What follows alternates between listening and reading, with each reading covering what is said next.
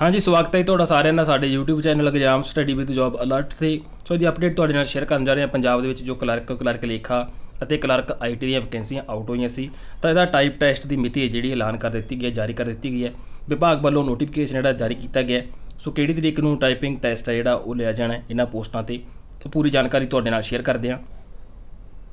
ਤਾਂ ਇਹ ਜੋ ਨੋਟੀਫਿਕੇਸ਼ਨ ਅਧੀਨ ਸੇਵਾਵਾਂ ਚੋਣ ਬੋਰਡ ਪੰਜਾਬ ਵਨ ਭਵਨ ਸੈਕਟਰ 68 SAS ਨਗਰ ਤਾਂ ਇਸ਼ਤਿਹਾਰ number 17/2021 clerk, 18/2021 clerk IT, 19/2021 clerk ਲੇਖਾ ਅਤੇ ਇਸ਼ਤਿਹਾਰ ਸੀ ਜਿਹੜਾ ਇਹਦਾ 2/12/2015 ਅਧੀਨ ਪ੍ਰਕਾਸ਼ਿਤ ਕਲਰਕਾਂ ਦੀਆਂ ਅਸਾਮੀਆਂ ਦਾ ਟਾਈਪ ਟੈਸਟ ਜਿਹੜਾ ਮਿਤੀ 22/7/2022 ਤੋਂ ਸ਼ੁਰੂ ਹੋਵੇਗਾ।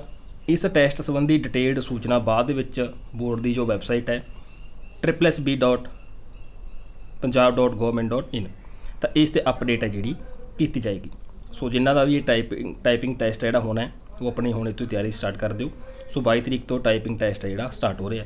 ਬਾਕੀ ਵੀਡੀਓ ਨੂੰ ਅੱਗੇ ਵੱਧ ਤੋਂ ਵੱਧ ਸ਼ੇਅਰ ਕਰ ਦਿਓ ਤਾਂ ਜੋ ਹਰ ਇੱਕ ਤੱਕ ਇਹਦੀ ਇਨਫੋਰਮੇਸ਼ਨ ਜਿਹੜੀ ਪਹੁੰਚ ਸਕੇ। ਡੇਲੀ ਅਪਡੇਟ ਮਿਲਦੀ ਰਹੇ। ਚੈਨਲ ਨੂੰ ਸਬਸਕ੍ਰਾਈਬ ਤੇ ਬੈਲ ਆਈਕਨ ਆਲ ਤੇ ਪ੍ਰੈਸ ਕਰਨਾ ਨਾ ਭੁੱਲਣਾ। ਧੰਨਵਾਦ ਜੀ।